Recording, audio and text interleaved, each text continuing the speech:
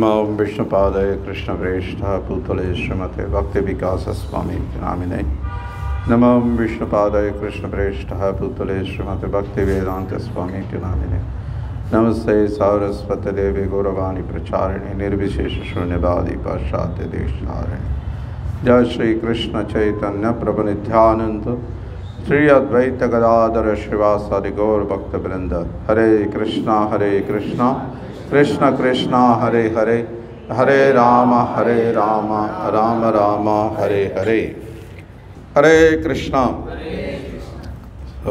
எல்லாரையும் இந்த சத்சங்க நிகழ்ச்சிக்கு வரவேற்கிறோம். இன்னைக்கு ரொம்ப விசேஷமான நாள், உங்கள் எல்லாருக்கும் தெரியும். இன்று ஸ்ரீ ராதாஷ்டமி. 2 வாரத்துக்கு முன்னாடி கிருஷ்ண ஜென்மாஷ்டமி கொண்டாடணும் ரொம்ப பெரிய அளவில். அதே மாதிரி இன்றைக்கி ராதாராணி தோன்றிய நாள் ராதாஷ்டமி. இதுவும் ரொம்ப சிறப்பாக நம்ம கொண்டாட வேண்டிய ஒரு விழா. இன்றைக்கி சேலத்தில் ரொம்ப விமர்சையாக நடந்தது. ஸோ இங்கேயும் இன்றைக்கி கொஞ்சம் நம்ம வழக்கமான பகவத்கீதை இல்லாமல் ராதாராணியுடைய வைபவங்களை சில விஷயங்களை கேட்கலாம். ஸ்ரீமதி ராதாராணி யார்? பகவான் கிருஷ்ணருடைய மிகச்சிறந்த பக்தர், மிக தூய்மையான பக்தர், பகவானுக்கு மிக பிரியமான பக்தர். அவங்களுக்கு இணையான பக்தி பண்ணுறவங்க யாருமே கிடையாது. அந்த அளவுக்கு ஒரு மிக உயர்ந்த ஸ்தானத்தை கொண்டிருக்கக்கூடியவங்க ஸ்ரீமதி ராதாராணி. இந்த ஸ்ரீமதி ராதாராணி அவங்க கொண்டிருக்கக்கூடிய அந்த பக்தி சைத்தன்ய மகாபிரபுவோட பரிந்துரையாக அது அமையுது. அதாவது சைத்தன்ய மகாபிரபு சாக்ஷாத் பகவான் கிருஷ்ணரே இந்த பக்தியின் மூலமாக ஸ்ரீமதி ராதாராணி அனுபவிக்கக்கூடிய அந்த ஆனந்தம் எப்படிப்பட்டதாக இருக்குது அப்படின்றத அவரும் சுவைத்து பார்க்க விரும்பி சைத்தன்ய மகாபிரபுவாக வந்தார். அதாவது சாக்ஷாத் பகவான் கிருஷ்ணரே ஸ்ரீமதி ராதாராணியுடைய மனோபாவத்தை ஏற்று மகாபிரபுவாக வரார். அப்போது எந்த அளவுக்கு ஸ்ரீமதி ராதாராணியோட அந்த பக்தி ரொம்ப உன்னதமானதாக இருக்கும் அப்படின்னா, பகவானே அந்த நிலையிலிருந்து அதை சுவைத்து பார்க்கணுன்னு ஆசைப்படுறாருன்னா அப்போ அது எந்த அளவுக்கு ஒரு உன்னத நிலையில் இருக்கக்கூடிய ஒரு பக்தியாக இருக்கணும்னு நம்ம யோசிக்கணும். ஸோ அப்படி மகாபிரபுவாக வரும்போது மகாபிரபு என்ன சொல்கிறார், இருக்கிறதுலையே மிகச்சிறந்த வழிபாடு அப்படின்னா அது பிருந்தாவனத்தில் கோபியர்கள் கிருஷ்ணரை வழிபடக்கூடிய அந்த வழிபாட்டு முறை தான். அதை விட ஒரு உயர்ந்த வழிபாட்டு முறை எதுவும் கிடையாதுங்கிறார். அப்படிப்பட்ட மிக உயர்ந்த அந்த வழிபாட்டு முறை சைத்தன்ய மகாபிரபு நமக்கு பரிந்துரைக்கிறார். ஏன் அது மிக உயர்ந்த ஒரு வழிபாட்டு முறையாக சொல்லப்படுது அப்படின்னா, இந்த பிரபஞ்சத்தில் பார்த்திங்கன்னா இந்த மாதிரி கோடிக்கணக்கான பிரபஞ்சங்கள் இருக்குது. உண்மையிலே சொல்லணுன்னா இந்த கோடிக்கணக்கான பிரபஞ்சங்கள்லேயும் பல கோடிக்கணக்கான லட்சக்கணக்கான பக்தர்கள் இருக்காங்க இல்லையா? பகவானுடைய பக்தர்கள் எல்லா இடத்துலையும் இருக்காங்க, எல்லா நாடுகள்லேயும் இருக்காங்க, எல்லா பிரபஞ்சங்கள்லேயும் இருக்காங்க. பல கோடிக்கணக்கான பக்தர்கள் இருக்காங்க. அது எல்லாவற்றிலும் எல்லா பக்தர்களும் ஒத்துக்கொள்ளக்கூடிய ஒரு விஷயம், பிருந்தாவனத்தில் இருக்கக்கூடிய கோபியர்களை மாதிரி யாருமே பக்தி பண்ண முடியாதுன்னு. அவங்களுடைய பக்தி கிருஷ்ணர் மீது அவங்க கொண்டிருக்கக்கூடிய அந்த தூய அன்பு கலப்படம் இல்லாதது, அனன்ய பக்தி, எந்த எதிர்பார்ப்பும் இல்லாத பக்தி, தடையில்லாத பக்தி. அப்படிப்பட்ட அந்த உன்னத பக்தியை சாஸ்திரங்கள், ஆச்சாரியர்கள், பரம்பரையில் இருக்கக்கூடிய எல்லா குரு எல்லாருமே ஏற்றுக்கொண்டிருக்கக்கூடிய ஒரு உயர்ந்த விஷயம் அந்த கோபியர்களுடைய நிலை. அந்த கோபியர்கள் விருந்தாவனத்தில் எவ்வளோ பேர்னா அவங்க நூற்றுக்கணக்கான ஆயிரக்கணக்கான கோபியர்கள் இருக்காங்க. அந்த நூற்றுக்கணக்கான ஆயிரக்கணக்கான கோபியர்களில் மிக உயர்ந்த ஸ்தானம் ஸ்ரீமதி ராதாராணிக்கு இருக்கு. ஸ்ரீமதி ராதாராணி என்ன பண்ணினாலும் அது பகவான் கிருஷ்ணருக்கான திருப்திக்காக மட்டுமே தான் இருக்கும். அது தவிர அவங்களால வேற சிந்தனையே இருக்க முடியாது. கிருஷ்ணரை நினைக்காம கிருஷ்ணரை திருப்திப்படுத்தாத ஒரு செயலை அவங்களால சிந்திக்க கூட முடியாது. அப்படி ஒரு எண்ணமே வர்றதில்லை அவங்களுக்கு. 24 மணி நேரமும் கிருஷ்ணரோட நினைவிலே தான் இருக்காங்க. ஸோ இப்போது கிருஷ்ணர் பரமபுருஷ பகவான், அவர் உன்னத அனுபவிப்பாளர். அவருக்கு எளிதாக ஒருத்தருடைய கவனம் ஈர்க்கப்பட்டுடாது. ஒருத்தருடைய செயல் அவருடைய கவனத்தை ஈர்க்கிற அளவுக்கு இருக்குது அப்படின்னா அது அவ்வளோ எளிதான விஷயம் கிடையாது. காரணம், பகவானுக்கு இல்லைன்றது எதுவுமே கிடையாது இல்லையா? அகம் சர்வஸ்ய பிரபவ மத்த சர்வம் பிரவர்த்தத்தைன்னு பகவத்கீதையில் சொல்கிறார். எல்லாமே ஜட உலகம், ஆன்மீக உலகம் உட்பட, நம்ம உட்பட எல்லாமே அவருக்கு சொந்தமானது தான். மமே வாம்சோ ஜீவலோக்கு ஜீவபூத சனாதனம். ஜீவாத்மாக்கள் உட்பட இந்த பிரபஞ்சங்கள், கோடிக்கணக்கான பிரபஞ்சங்கள் உட்பட அதில் இருக்கக்கூடிய அனைத்துமே அவருக்கு சொந்தமானது. அப்படி இருக்கும்போது அவர் எல்லாத்துக்கும் உரிமையாளர் என்னும்போது அப்போ அவர் தான் எல்லாத்தையும் அனுபவிக்கக்கூடியவரும், உச்ச அனுபவிப்பாளர். அவரை விட உயர்ந்த ஒரு அனுபவிப்பாளர் யாரும் இருக்க முடியாது. இப்போது நம்ம ஊர்லேயே என்ன பார்க்குறோம், ஒரு பெரிய செல்வந்தர் இருக்கிறாருன்னா அவராக கார் ஓட்டுறது, காரை கழுவுறது, வீட்டை சுத்தம் பண்ணுறது, எல்லா வேலையும் அவராக செய்கிறாரு இல்லையே? அதுக்கு ஆளுங்க இருக்காங்க. அவர் என்ன பண்ணுறார்? காரில் போகிறார், வர்றார், வாழ்க்கையை அனுபவிக்கிறார். ஆக்சுவலாக இங்கே உண்மையிலேயே பணக்காரங்க வாழ்க்கையை அனுபவிக்கிறது கிடையாது. அனுபவிக்கணும், அனுபவிக்கிறதா மக்கள் நினச்சிக்கிறாங்க, பணம் இல்லாதவங்கெல்லாம். ஆனால் பணம் இருக்கிறவங்க யாரும் உண்மையிலே வாழ்க்கையை அனுபவிக்கிறது கிடையாது. அதுதான் இது பௌதிக உலகம். துரதிர்ஷ்டவசமாக அவங்களுக்கு அனுபவிக்க தெரியறதில்லை.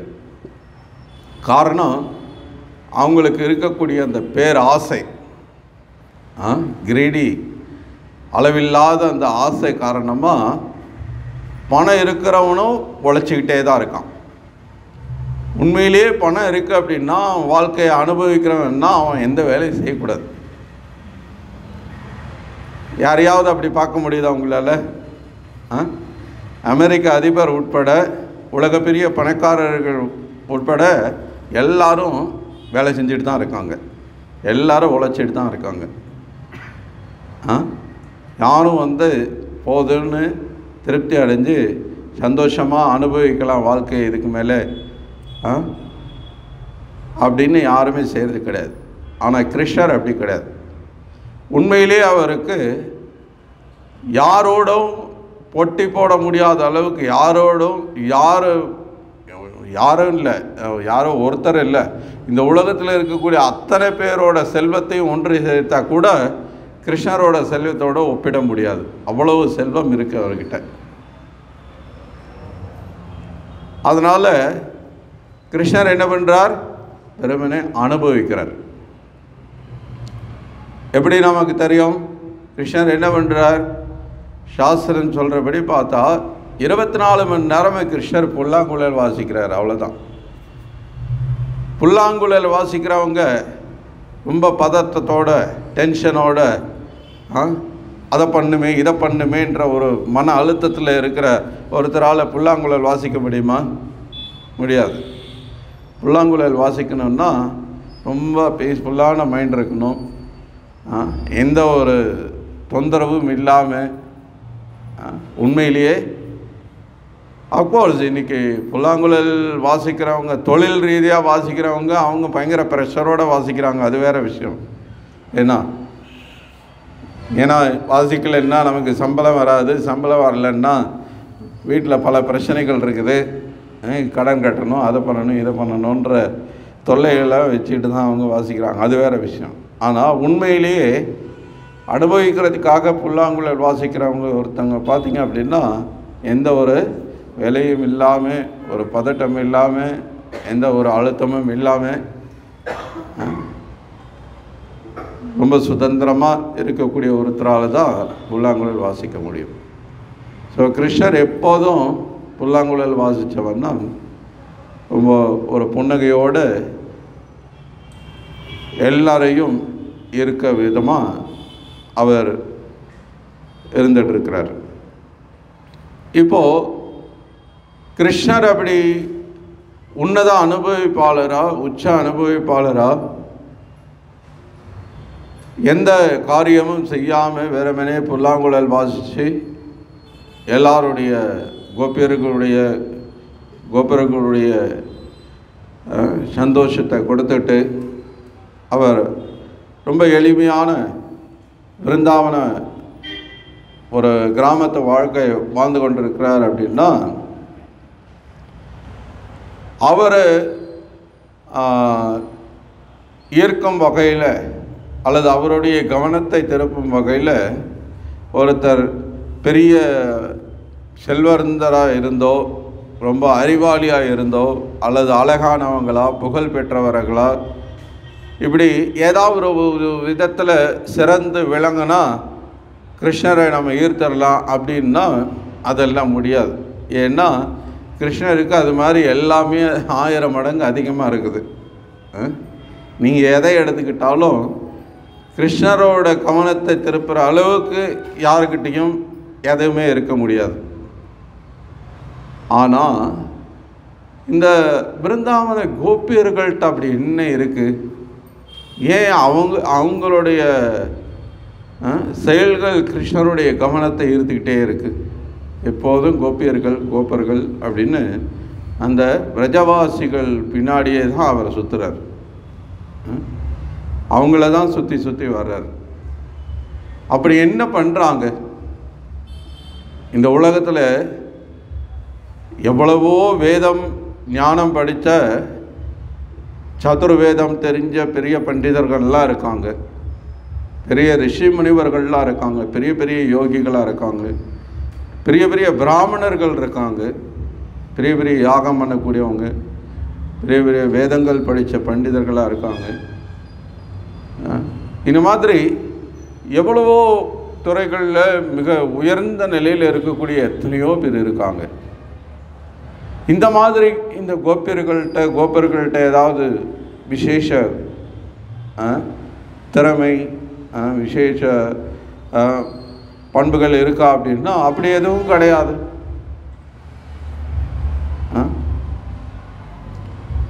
பகவானுடைய படைப்பில் சாதுர்வர்ணியம் மயா சிருஷ்ணம் குணக்கர்ம விபாகசன் பகவத்கீதையில் சொல்கிற மாதிரி இந்த சமூகம் பிராமண, சத்திரிய, வைஷ்யா, சூத்ரா, பிரம்மச்சாரி, கிரகஸ்த, வனப்பிரஸ்த, சந்நியாச அப்படின்னு 4 வர்ண 4 ஆசிரமங்களாக பிரிக்கப்பட்டிருக்கு. இதில் இந்த எல்லா பிரிவுகள்லேயும் பிராமணர்கள் உயர்வானவர்களாக கருதப்படுறாங்க.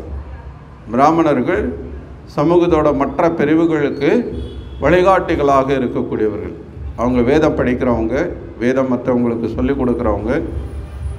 அதனால் பிராமண சமுதாயம் உயர்வானதாக கருதப்படுது. அப்படி உயர்வான ஸ்தானத்தில் இருக்கக்கூடிய பிராமணர்கள் பிரிவில் இருக்காங்களா இந்த கோபகோபியர்கள்னா? கிடையாது.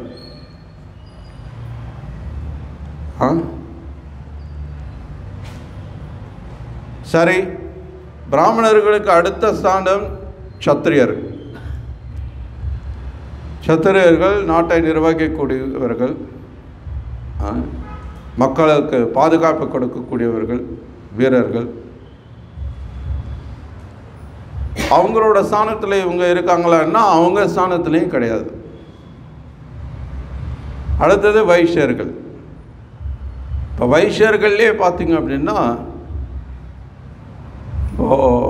பசு பராமரிப்பு, விவசாயம் இதெல்லாம் செய்கிறவங்க ஒரு பிரிவினர்.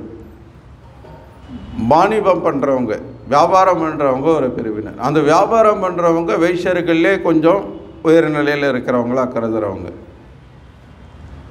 விவசாயம் பண்ணுறவங்க, பசு பராமரிப்பு பண்ணுறவங்க எல்லாம் வைஷ்யர்கள்லே 2வது நிலையில் இருக்கிறவர்களாக கருதப்படுறவங்க. அப்படி அந்த 2வது நிலையில் இருக்கக்கூடிய வைஷ்ய குடும்பத்தை சேர்ந்தவங்க தான் இந்த கோபியர்கள், கோபுரங்கள்லாம். சாஸ்திரத்தின் படி பார்த்தா குறிப்பாக இந்த பிரஜ கோபியர்களோட நிலை என்னன்னு பார்த்தோம்னா, சாஸ்திரத்தில் அவங்களுடைய, அதாவது ஒரு உலகாயத்த ரீதியில் மேலோட்டமாக அவங்களுடைய ஸ்தானத்தை பார்க்கும்போது அவ்வளோ உயர்வான ஸ்தானம் கிடையாது. ஏன்னா சாஸ்திரத்தில் ஸ்ரீயோ வைஷ்யஸ் ததா சூஸ்ரா தேபி யாந்தி பராம் கதிம் அப்படின்னு கிருஷ்ணர் பகவத்கீதையில் சொல்கிறார். அப்படின்னா பெண்கள், வைஷ்யர்கள், சூத்ரர்கள் உட்பட எல்லாருமே பரம்கதியை அடைய முடியும் அப்படின்னு சொல்கிறார். அப்படின்னா சமூகத்தில் இவங்க எல்லாம் தாழ்ந்த நிலையில் இருக்கக்கூடியவர்களாக கருதப்படுறாங்க. வைஷ்யர்கள், சூத்ரர்கள் எல்லாம் தாழ்ந்த நிலையில் இருக்கக்கூடியவர்களாக கருதப்படுறாங்க. அதுலேயும் குறிப்பாக பெண்கள் ஒரு உயர்ந்த ஸ்தானம் சாஸ்திரம் கொடுக்கப்படல.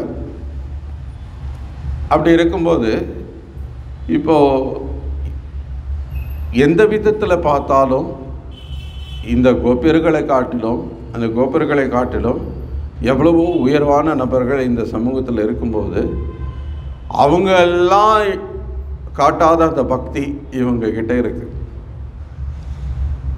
கிருஷ்ணர் இவங்களுடைய பக்தியில் ஈர்ப்பு கொள்கிறார். இவங்களோட பக்தி மிக உயர்வானதுன்னு சொல்கிறார்.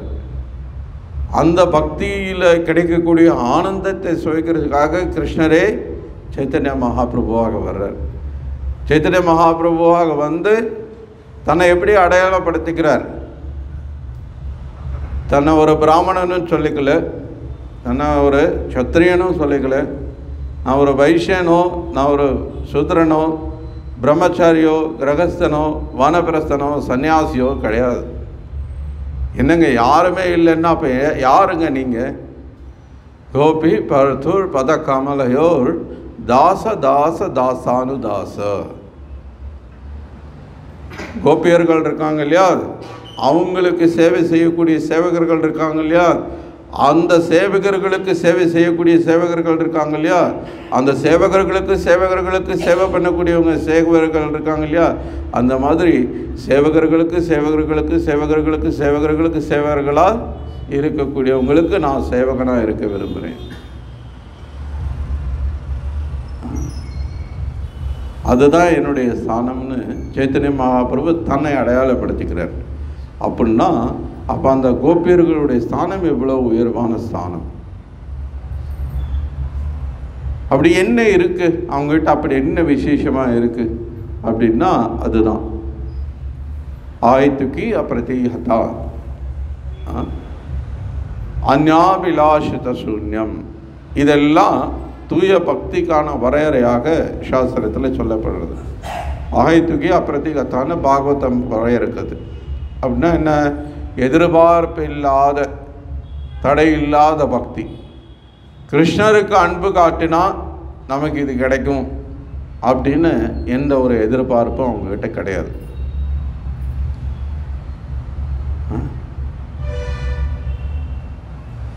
நமக்கு நம்ம வேண்டதை கிருஷ்ணர் கொடுத்தா நம்ம கோயிலுக்கு போகலாம், ஹரே கிருஷ்ண ஜபம் பண்ணலாம், எல்லாம் பண்ணலாம்.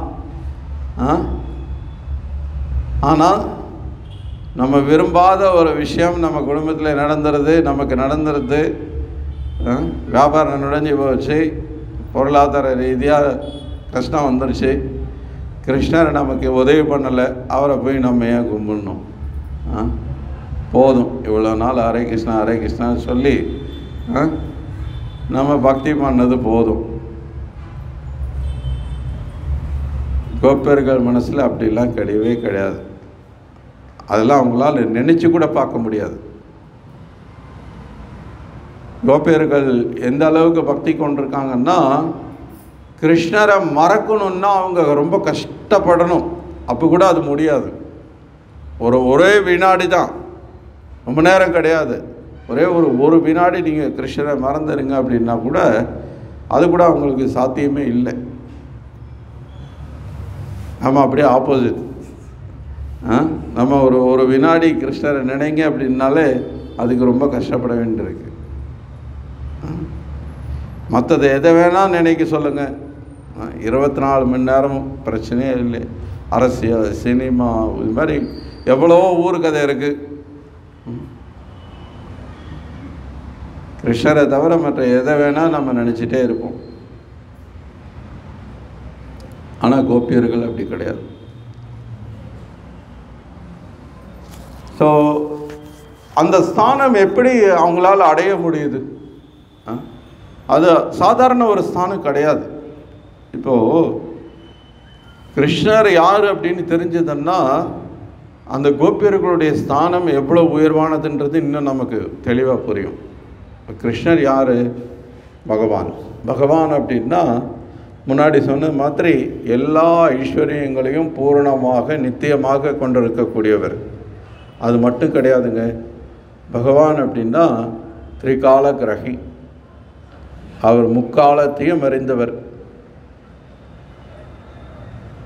உங்களோட 1000 ஜென்மம் பின்னாடி என்ன நடந்ததுன்றதும் அவருக்கு தெரியும்.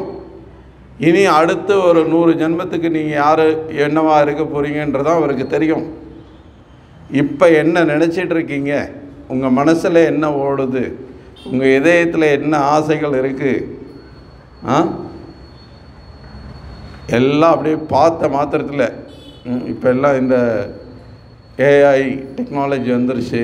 நிறையா டெக்னாலஜி வச்சு நிறைய விஷயங்களை ஸ்கேன் பண்ணி உள்ளபடி இன்றைக்கி ஒரு உடம்பில் இருக்கிற விஷயங்களை சிடி ஸ்கேனு, அந்த ஸ்கேனு, இந்த ஸ்கேனு, நிறைய ஸ்கேனிங் சிஸ்டம்லாம் வந்துருச்சு.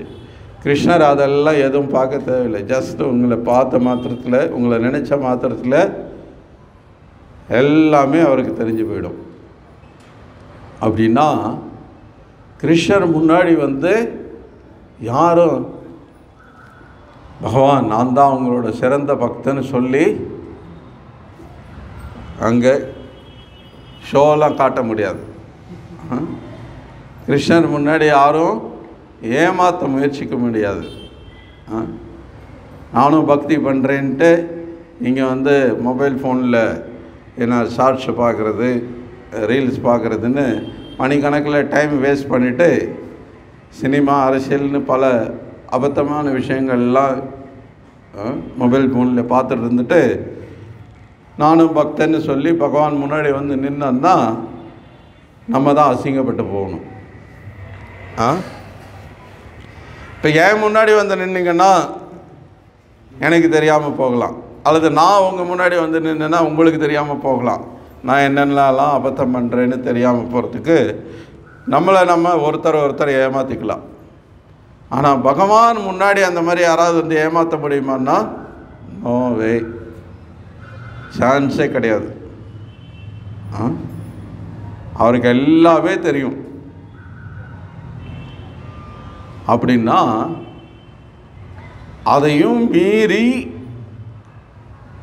அவரோட கவனம் ஒருத்தர் பயல ஈர்க்கப்படுது அப்படின்னா அப்போ அவர் எந்த அளவுக்கு தூய்மையான நிலையில் இருக்கணும் யோசிச்சு பாருங்கள். எந்த களங்கமும் இல்லாத எந்த ஒரு கலப்படமும் இல்லாத தூய அப்படின்னா அவ்வளவு தூய்மையான, அந்த அளவுக்கு தூய்மையான நிலையில் ஒருத்தர் இருந்தால் தான் கிருஷ்ணர் முன்னாடி வந்து முதல்ல நிற்கவே தைரியம் வரும்.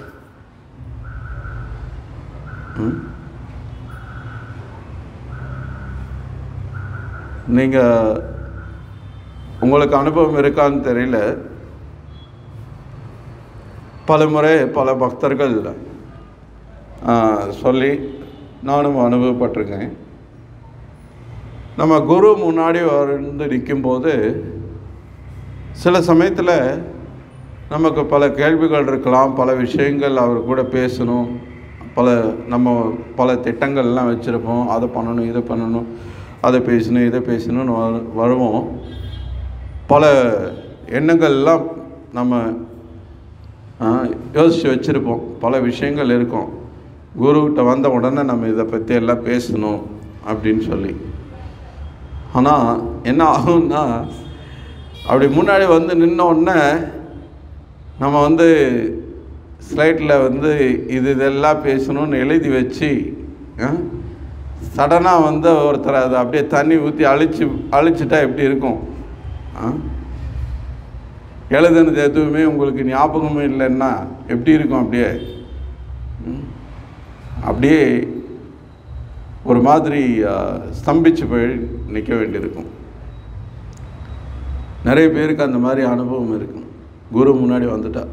ஏன்னா குரு வந்து இப்போது நீங்களும் நானும் நம்ம ஒருத்தர் பார்த்துக்கிற மாதிரி பார்க்குறது கிடையாது. குரு ஒரு தூய ஆத்மா, கலங்கமில்லாத தூய பக்தி பண்ணக்கூடிய ஒருத்தர். அந்த தூய ஆத்மா இன்னொரு ஆத்மாவை பார்க்க முடியும். இப்போ ஒருத்தர் முன்னாடி வந்து நிற்கிறாருன்னா, இப்போ நான் வந்து உங்களை பார்க்குறேன்னா நான் என்ன பார்க்குறேன்? பஞ்சபூதத்தாலான இந்த சரீரம். நீங்கள் என்ன பார்க்குறீங்க? பஞ்சபூதத்தாலான இந்த சரீரம். என்னால் உங்கள் ஆத்மாவை பார்க்க முடியல, உங்களால் என்னுடைய ஆத்மாவை பார்க்க முடியல. ஏன்னா நம்ம அந்த அளவுக்கு தூய்மையான நிலையில் இல்லை. ஆனால் குரு முன்னாடி அப்படி கிடையாது. குரு முன்னாடி வந்து நிற்கும்போது அவர் நமக்கு உள்ளே பார்க்குறார், நம்ம உள்ளே என்ன இருக்குன்றதை ஸ்கேன் பண்ணுறார். அவர் நம்ம சொல்லணுன்ற அவசியம் கிடையாது. நம்மளை பார்த்த மாத்திரத்தில் நம்முடைய சேவை எப்படி பண்ணுறோம் அப்படின்றத அவர் கவனிக்கும் போதே அவருக்கு நம்ம மனசில் என்னெல்லாம் ஓடிக்கிட்டு இருக்கு, நம்ம என்னெல்லாம் திட்டமிட்டுருக்கோம், எந்த அளவுக்கு பௌதிக ஆசைகள் இருக்குது எல்லாம் அவருக்கு தெரிஞ்சிடும். ஸோ அந்த மாதிரி குரு அந்த அளவுக்கு சக்தி பெற்றிருக்கிறதுக்கு காரணம் பிகாஸ் அவர் கிருஷ்ணருடைய பிரதிநிதியாக இருக்கிறார். அப்படின்னா கிருஷ்ணர் அவ்வளவு பவித்திரமானவராக இருக்கிறதுனால பகவத்கீதையில் அர்ஜுனன் சொல்கிறான், பரபிரம்ம பரம் தாம பவித்ரம் பரமம் பவான். பவித்ரம் அப்படின்னா ரொம்ப தூய்மையான, அதை விட ஒரு தூய்மையான விஷயத்தை நீங்கள் பார்க்க முடியாது. அப்படிப்பட்ட தூய்மையான ஸ்தானம் பகவானுடைய நிலை. அந்த பகவான் முன்னாடி ஒருத்தர் வந்து நிற்கணும்னா அதே மாதிரி அதே லெவலுக்கு தூய்மையானவராக இருக்கணும். அப்படிப்பட்ட அந்த தூய்மையான ஸ்தானம் அந்த கோபியர்களுக்கு இருக்குது. அதனால் அவங்க எந்த ஒரு தயக்கமும் இல்லாமல், ஒரு பதட்டமும் ஒரு எதுவும் இல்லாமல் கிருஷ்ணரோடு சேர்ந்து விளையாட முடியுது, ஒன்றா உட்காந்து சாப்பிட முடியுது. சில சமயத்தில் அவங்க விளையாட்டில் கிருஷ்ணர் தோற்று போயிட்டால் கிருஷ்ணரை வந்து அவங்கள முதுகில் தூக்கிட்டு சுமந்து போக வேண்டியிருக்கு, அவங்க காலை பிடிச்சி விட வேண்டியிருக்கு. இதெல்லாம் கிருஷ்ணர் கூட பண்ணுற அளவுக்கு ஒருத்தங்களுக்கு அந்த பாக்கியம் கிடைச்சிருக்கு அப்படின்னா அது அவ்வளவு எளிதான விஷயம் கிடையாது. அது அவ்வளவு சுலபமாக ஒருத்தர் அந்த ஸ்தானத்தை அடைஞ்சிட முடியாது. ஸோ பாகவதம் என்ன சொல்கிறது? கிருத்த புண்ணிய புஞ்சா அப்படின்னா அவங்க பல லட்சக்கணக்கான ஆயிரக்கணக்கான ஜென்மங்களாக புண்ணியத்தை சேர்த்துக்கிட்டே வராங்க. எப்போ ஒருத்தர் புண்ணியத்தை சேர்க்கிறார் அப்படின்னா சாஸ்திர விதிமுறைகளை கடைபிடிக்கும் போது. சாஸ்திரங்களில் மனிதர்களுக்கு இப்படி தான் வாழணும்னு சில சட்டத்திட்டங்கள் கொடுக்கப்பட்டிருக்கு. வாழ்க்கைன்னா எப்படி வேணால் வாழ்ந்துட்டு போகிறதுக்கு பேர் வாழ்க்கை கிடையாது. ஏன்னா எப்படியோ ஒன்று வாழ்ந்தால் போதுன்னு வாழ்கிறதும் வாழ்க்கை கிடையாது. ஏன்னா ஏதோ பிறந்துட்டோம், வாழ்ந்துட்டே இறந்து போகிறோம் அப்படின்னா அதுக்கு மனிதனாக பிறக்கணுன்ற அவசியமே கிடையாது. மிருகங்கள் கூட தான் வாழுது, மரம் செடிகள் கூட தான் வாழுது, பறவைகள் கூட தான் வாழுது. இது மாதிரி எத்தனையோ உயிரினங்கள் இருக்குது. 84 லட்சம் வகையான சரீரங்களில் இந்த மனித வாழ்க்கை அந்த மாதிரி ஒன்றா கிடையாது. இந்த மனித வாழ்க்கைக்கு ஒரு விசேஷ தன்மை இருக்குது. இந்த மனித வாழ்க்கையில் நம்ம யார், பகவான் யார், நமக்கும் பகவானுக்குள்ள சம்பந்தம் என்ன, ஏன் நம்ம இந்த உலகத்தில் பிறந்திருக்கோம், ஏன் இந்த உலகத்தில் நம்மை விரும்பாத துன்பங்களை அனுபவிக்கிறோம், ஏன் இந்த துன்பங்கள் நமக்கு திணிக்கப்படுது, இதிலிருந்து விடுபடுறதுக்கு வழி என்ன, இது எல்லாத்தையும் நம்மளால் யோசிக்க முடியும். அதை தெரிஞ்சுட்டு அதன்படி வாழ்ந்து இந்த துன்பங்களிலிருந்து வெளியேறவும் முடியும். அதுதான் இந்த மனித வாழ்க்கைக்கு கொடுக்கப்பட்டிருக்கிற ஒரு விசேஷம். அதனால தான் மானுஷ ஜென்ம துர்லபம்னு சாஸ்திரம் சொல்லுது. இந்த மனித பிறவி ரொம்ப அரிதானது பிறவின்னு சொல்லப்படுது. மிக அரிதாக கிடைச்சிருக்கக்கூடிய இந்த மனித பிறவியில் இப்போது சாஸ்திரங்கள் சொல்லியிருக்கக்கூடிய அந்த சட்ட திட்டங்களை நம்ம கடைபிடித்தோம் அப்படின்னா தான் அப்போ மனிதனாக நம்ம வாழ முடியும். வாழ்க்கை அப்படின்னாலே கட்டுப்பாடுகள் இருக்கணும். கட்டுப்பாடு இல்லாமல் அப்படியே சும்மா ஏன்னா மிருக மாதிரி நினைச்சதை சாப்பிட்றது, நினைச்ச இடத்துல தூங்குறது, நினைச்ச மாதிரி வாழ்கிறது அப்படின்னா நம்ம மனம் போன போக்கில் வாழ்கிறதுக்கு வேறு மனித வாழ்க்கை கிடையாது. இப்போ நம்மளை நல்ல பண்புள்ள, நல்ல கலாச்சாரம் உள்ள, நல்ல மனிதராக எப்போ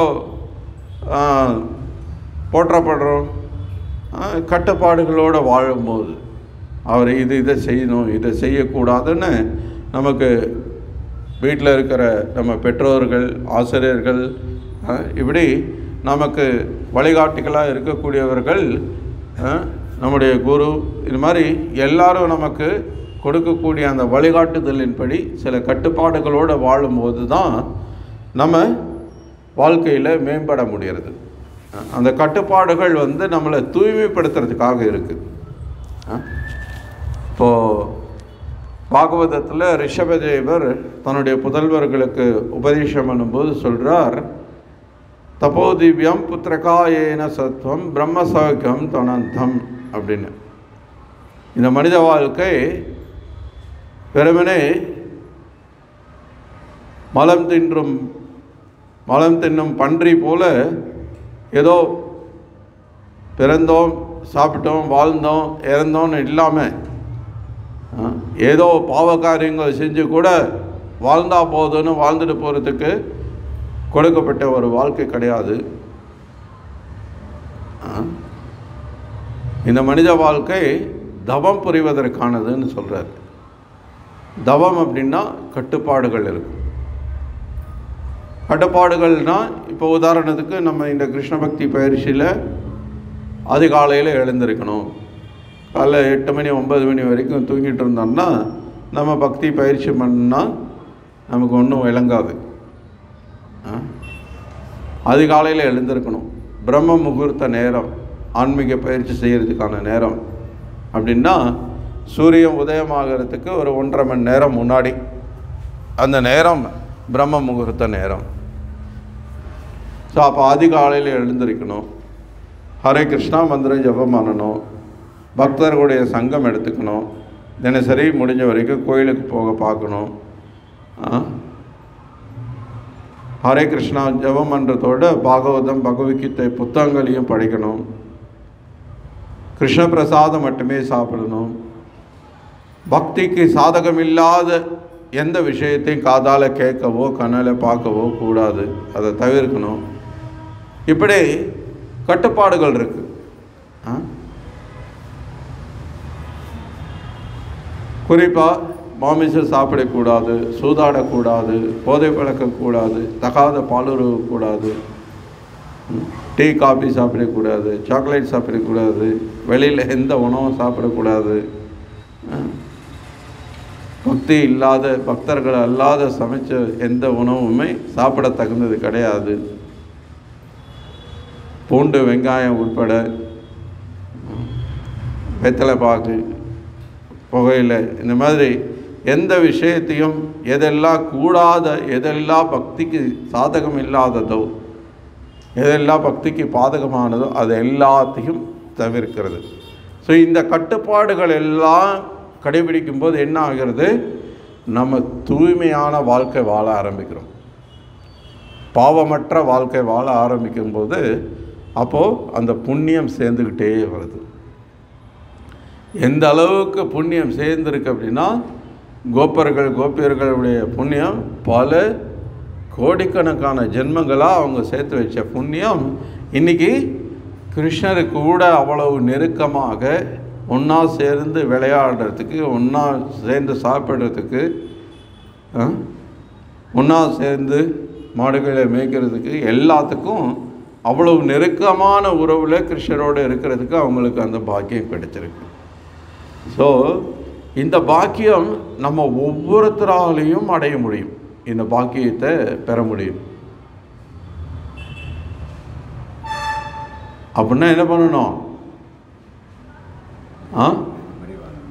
நம்ம கோடிக்கணக்கான ஜென்மம் தேவையில்லை. பிரபுபாதர் சொல்கிறார், இந்த ஒரு வாழ்க்கையே போதும்.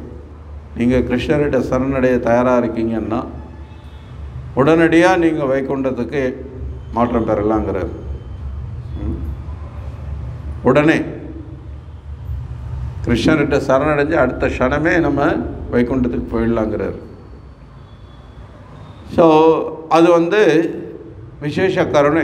சைத்தன்ய மகாபிரபுவாக பகவான் இந்த பக்தி எப்படி பண்ணுறது, இந்த தூய பக்தி, அதனால் கிடைக்கக்கூடிய அந்த ஆனந்தம் எவ்வளோ உயர்வானது அப்படின்றத அவர் உணர்ந்து என்ன பண்ணுறார், இந்த பௌதிக உலகத்தில் நம்ம எல்லாம் வேதனைப்பட்டுக்கிட்டு துன்பப்பட்டுக்கிட்டு இந்த பிறப்பு இறப்பு சுழற்சியில் சுழன்று கொண்டு இருக்கிறத பார்க்குற பகவான் என்ன பண்ணுறார், ரொம்ப கருணையோட கிருஷ்ண பிரேம பிரதாயத்தை, அதனால தான் ரொம்ப ரொம்ப இருக்கிறதுலே ரொம்ப கருணை வாய்ந்த அவதாரம் அப்படின்னா அது சைத்தன்ய மகாபிரபுன்னு சொல்லப்படுது. நமோ மகாவதன்யாய கிருஷ்ண பிரேம பிரதாயத்தை கிருஷ்ணாய கிருஷ்ண சைத்தன்ய நாம்னே கௌரத் விஷய நமஹ.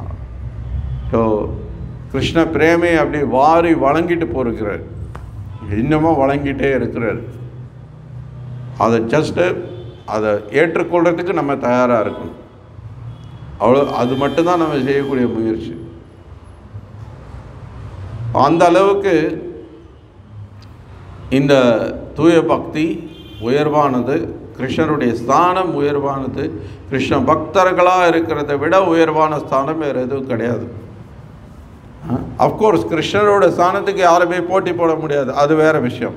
பட் ஆனால் இந்த உலகத்தில் வேறு ஏதாவது அதை விட உயர்வான ஸ்தானம் அப்படின்னு சொன்னால் கிருஷ்ணருடைய தூய பக்தராக இருக்கிறத விட உயர்வான ஸ்தானம் வேறு எதுவுமே கிடையாது, வேறு யாருமே அடைய முடியாது. நான் வேதம் படித்தவங்க 4 வேதமும் கரைச்சி குடிச்சிருக்கேன், பரவாயில்ல இருந்துட்டு போகட்டும் அப்படிம்பாரு கிருஷ்ணர். அதுக்காக நீ என் பக்தனா இல்லைன்னா நீ 4 வேதம்னா நீ 40 வேதம் கூட படி, என்ன பிரயோஜனம் அப்படின்றவார்.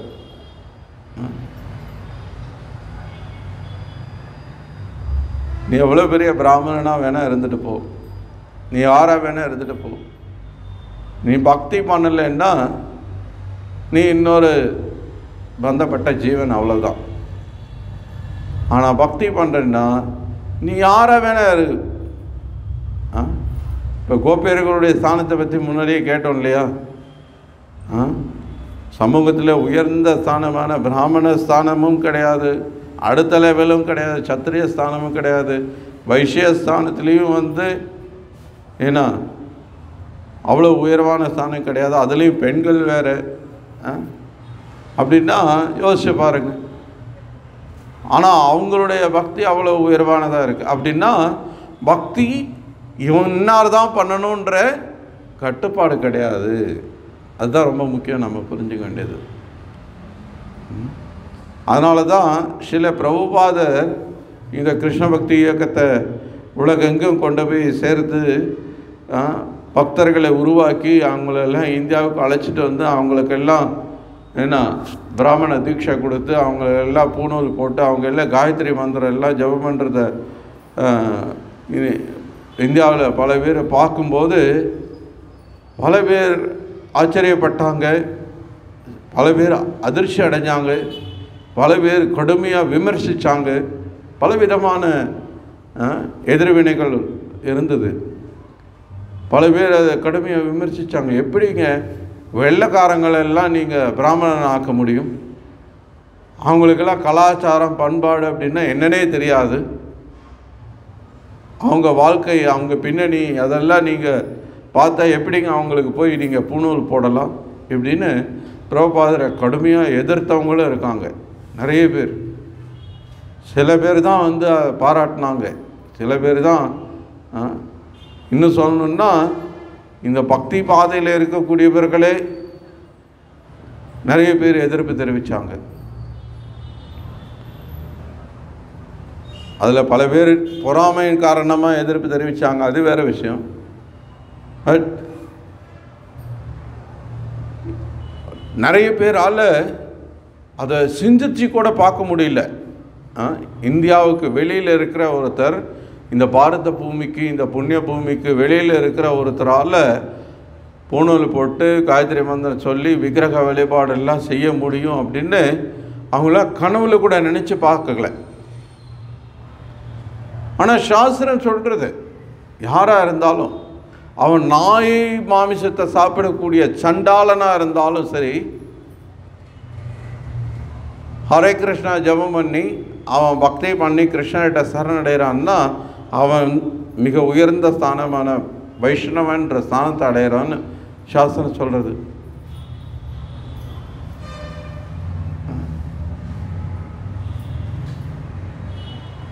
நீங்கள் வந்து இந்த பாதரசத்தை வந்து மெர்க்குரியோட கலந்துங்க அப்படின்னா தங்கத்தை உருவாக்குறதுக்கு ஒரு வழி இருக்குது. அது ஒரு பர்டிகுலர் மெத்தட் இருக்குது. அது மாதிரி அந்த குறிப்பிட்ட 2 உலோகத்தை ஒரு குறிப்பிட்ட வெப்பநிலையில் குறிப்பிட்ட முறையோடு அதை பயிற்சி அதை செய்யும்போது அதன் விளைவாக உங்களுக்கு தங்கம் கிடைக்கும். அது மாதிரி சாஸ்திரம் என்ன சொல்கிறதுன்னா,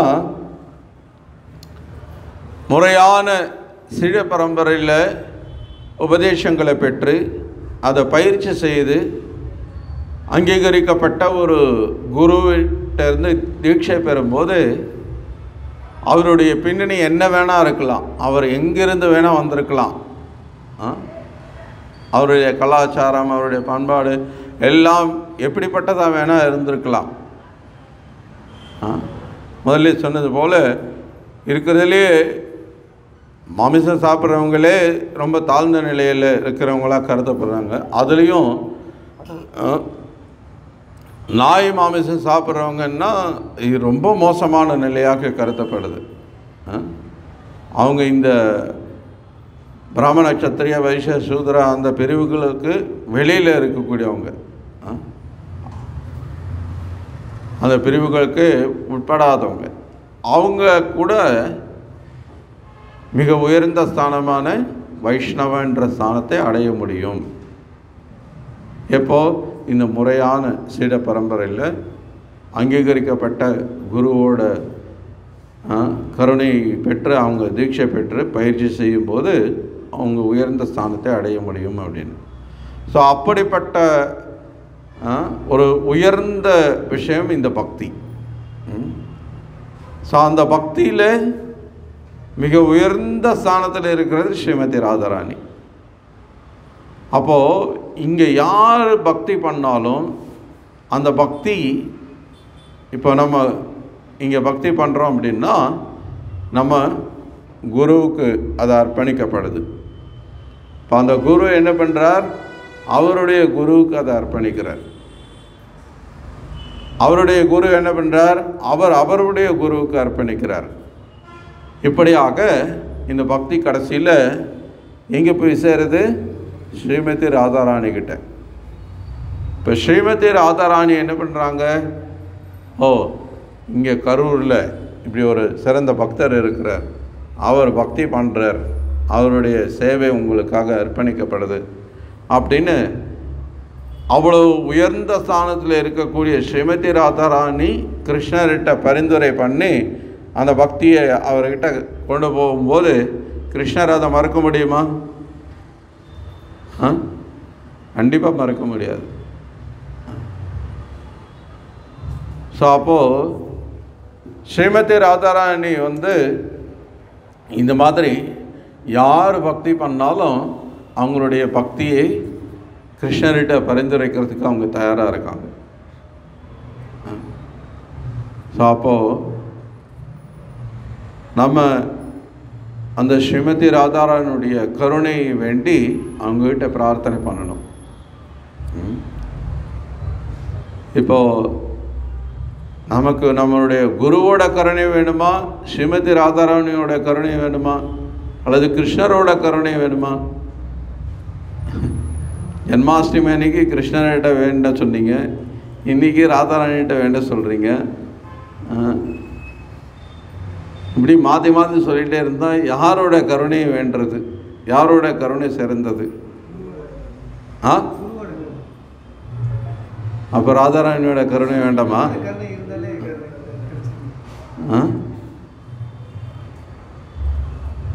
ஆக்சுவலி கருணைன்றது ஒன்று தான். குருவோட கருணை வேறு, ராதாராணியோட கருணை வேறு, கிருஷ்ணரோட கருணை வேறுன்றதெல்லாம் கிடையாது. கருணைன்றது ஒரே ஒரு கருணை தான், அது கிருஷ்ணருடைய கருணை. அந்த கிருஷ்ணருடைய கருணை ஸ்ரீமதி ராதாராணி மூலமாக, கோபியர்கள் மூலமாக, மஞ்சரிகள் மூலமாக, நம்முடைய ஆச்சாரியர்கள் மூலமாக, நம்ம குரு மூலமாக நமக்கு சேருது. கருணை ஒன்று தான், அது கிருஷ்ணருடைய கருணை தான். பட் அது இந்த வழியிலே வருது. ஸோ அப்போ அந்த கருணையை நமக்கு அப்படியே மாற்றம் இல்லாமல் கொண்டு சேர்க்கக்கூடிய ஸ்தானத்தில் இவங்க எல்லாம் இருக்காங்க. இதில் வெவ்வேறு நிலையில் அவங்க இருக்காங்க. ஸோ இதில் நம்ம குரு நம்ம கூட இருக்கிறார், நம்மள ஒருத்தராக இப்போ இருந்துகிட்ருக்கிறார். நம்ம அவரை பார்க்க முடியுது, அவருக்கு சேவை பண்ண முடியுது, அவருடைய உபன்யாசங்களை கேட்க முடியுது.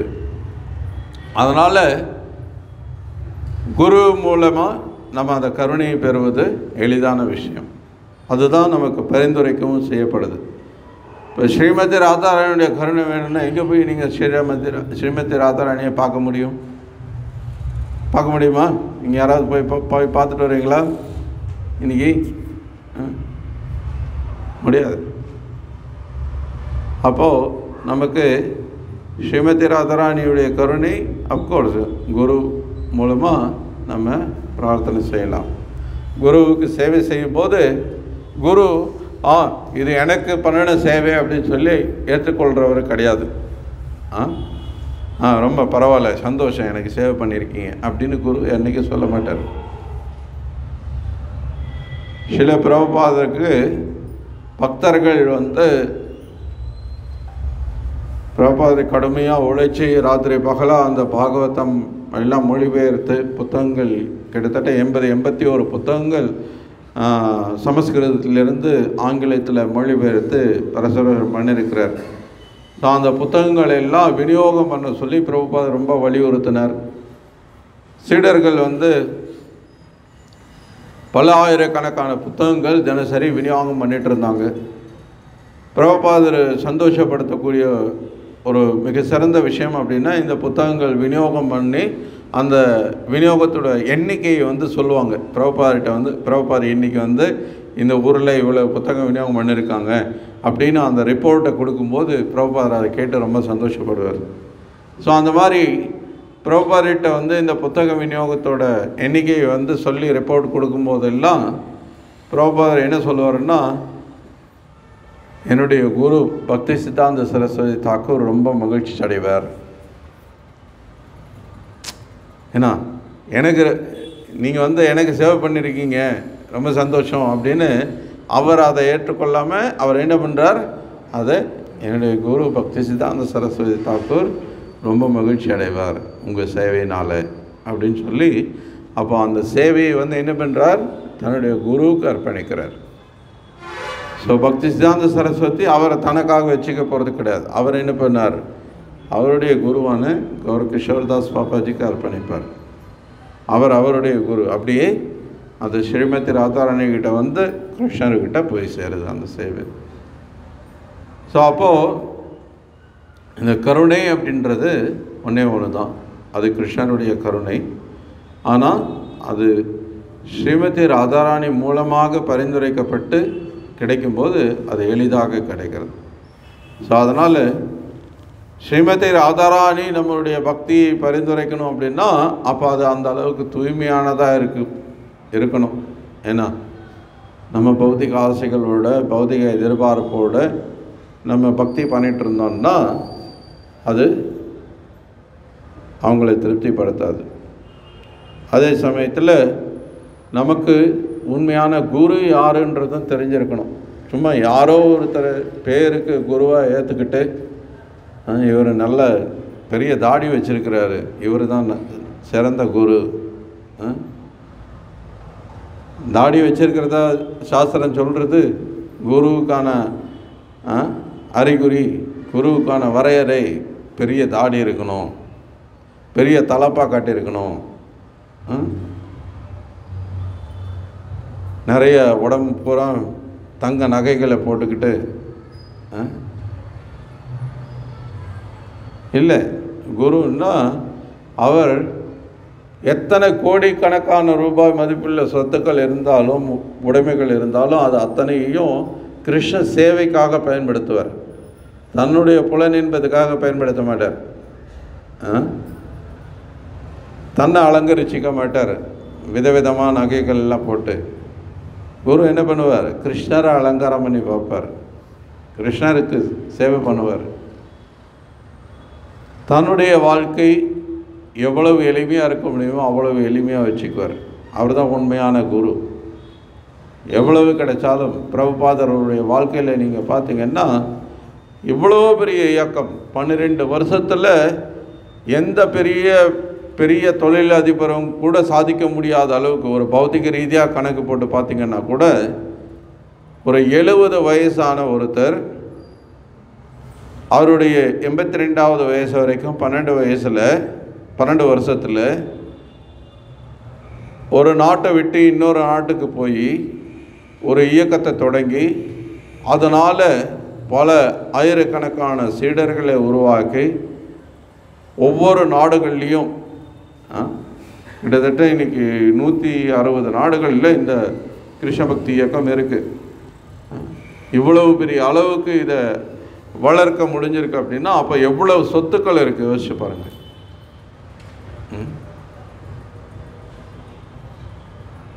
இப்போ சேலத்தில் மட்டுமே இப்போ நம்ம கட்டிகிட்டு இருக்கிற அந்த ஒரு கோயிலோட மதிப்பே வந்து இப்போ கிட்டத்தட்ட இன்னும் 40-45 கோடி ரூபாய் வந்து இது வரைக்கும் நம்ம செலவு பண்ணியிருக்கோம். இது ஒரு கோயில், இது மாதிரி எவ்வளவு கோயில்கள் இருக்குது. அப்போ இது எல்லாமே பிரபுபாதர் தாம் பேரில் எதையாவது வச்சுட்டு இருந்தாரான்னு கேட்டால் ஒன்றுமே கிடையாது. ₹1 கூட அவருக்கு கிடையாது. எல்லாமே கிருஷ்ண சேவைக்காக இஸ்கான்ற பேரில் தான் இருந்தது. ஸோ இப்போ நான் வந்து பெரிய குருவாயிட்டேன், இனிமேல் நான் எப்படி வேணால் அனுபவிக்கலாம் அப்படின்னு பிரபுபாதர் என்றைக்கும் பண்ணது கிடையாது. எவ்வளவு கிடைச்சிருது. சில சமயத்தில் பக்தர்கள் வந்து கொண்டு வந்து கொடுப்பாங்க, அவருக்கு மோதிரம் கொடுப்பாங்க, ரொம்ப நல்ல விலை மதிப்பு உள்ள கடிகாரம் வாட்சி கொண்டு வந்து கொடுப்பாங்க, கண்ணாடி கொண்டு வந்து, ரொம்ப காஸ்ட்லியான கண்ணாடி கொண்டு வந்து கொடுப்பாங்க. பக்தர்கள் பிரபுபாதர் மேலே இருக்கக்கூடிய அந்த அன்புனால் கொண்டு வந்து கொடுப்பாங்க. பிரபுபாதர் வாங்கி அவங்க சந்தோஷப்படுத்துறதுக்காக கொஞ்சம் நேரம் போட்டுட்டு இருப்பார். இன்னொரு பக்தரை வந்து, இப்போ உதாரணத்துக்கு பார்த்திங்கன்னா ஒரு சம்பவம், ஒரு பக்தர் சொல்கிறார், பிரபுபாதருக்கு வந்து ரொம்ப காஸ்ட்லியான ஒரு வாட்சை ஒரு பக்தர் வாங்கிட்டு வந்து கொடுக்குறார். ஏற்கனவே பிரபுபாதர் ஒரு வாட்ச் கட்டியிருக்கிறார். ஸோ அந்த வாட்சை கழட்டி பக்கத்தில் இருந்த ஒரு பக்தர்கிட்ட கொடுத்துட்றாரு. கொடுத்துட்டு இந்த புது வாட்சை கட்டிகிட்டு இருக்கிறார். ஸோ 2 நாள் கழித்து பார்த்திங்கன்னா இன்னொரு பக்தர் இன்னொரு வாட்ச் வாங்கிட்டு வர்றார். ஆனால் அது இப்போ கட்டிகிட்டு இருக்கிற வாட்சை விட விலை ரொம்ப குறைவானது தான். ஆனால் என்ன பண்ணுறாரு, இந்த காஸ்ட்லியான வாட்சாக இருக்குன்னு சொல்லி இதை நம்ம வச்சுக்கலாம், இப்போ புதுசாக வந்தது காஸ்ட்லி குறைவான இதாக இருக்குது, ஸோ இதை வந்து யாருக்காவது கொடுத்துடலான்னு பிரபுபாதர் கொடுக்கல. அவர் என்ன பண்ணுறார், புதுசு ஒன்று வந்துருச்சு, ஓகே இந்தா இதை வச்சுக்கோ அப்படின்னு ஏற்கனவே கட்டியிருந்த அந்த காஸ்ட்லியான வாட்சை இன்னொரு பக்தரை கொடுத்துட்டு ரொம்ப எளிமையான வாட்சை கட்டிக்கிறார். ஸோ அவரை பொறுத்த வரைக்கும் ஒரு வாட்ச் இருக்கணும், அவ்வளோதான். அது பக்தர்கள் கொடுக்கறதுனால. இல்லைன்னாலும் அவர் வந்து எனக்கு வாட்ச் கொடுங்கன்னு அவர் கேட்கவும் போகிறது கிடையாது. என்ன, அதுதான் உண்மையிலே குரு. ஸோ அப்படிப்பட்ட ஒரு குருவை அணுகி நம்ம சேவை பண்ணுறோம் அப்படின்னா அந்த சேவை ஸ்ரீமதி ராதாராணியை போய் சேரும். ஸ்ரீமதி ராதாராணியோட கருணை நமக்கு கிடைக்கும். நம்ம வந்து ஒரு நாள் இந்த பக்தியில் வளர்ச்சி அடைய முடியும். ஸோ அப்போது அந்த ஒரு நோக்கத்தோடு நம்ம இந்த பக்தி பண்ணணும். அப்படின்னா கட்டுப்பாட்டு விதிமுறைகளை கடைபிடிக்கிறதுலேருந்து, சாஸ்திரங்களை படிக்கிறதுலேருந்து, சத்சங்கத்தை எடுத்துக்கிறதுலேருந்து எல்லாத்தையும் முடிஞ்ச வரைக்கும் தீவிரமாக நம்ம அதை பயிற்சியில் கொண்டு வரும்போது அப்போது இந்த கருணை அப்படின்ற விஷயம் நமக்கு கிடைக்கும். கருணை சும்மா வந்து எனக்கு கருணை கொடுங்கன்னு கேட்டுகிட்டு இருந்தால் மட்டும் வந்துடாது. ஏன்னா கருணை பெறத்துக்கு தகுதியை நம்ம வளர்த்து கொள்ளணும். ஹரே கிருஷ்ணா. श्रीमती राधा रानी की जय. श्री राधाष्टमी महोत्सव की जय.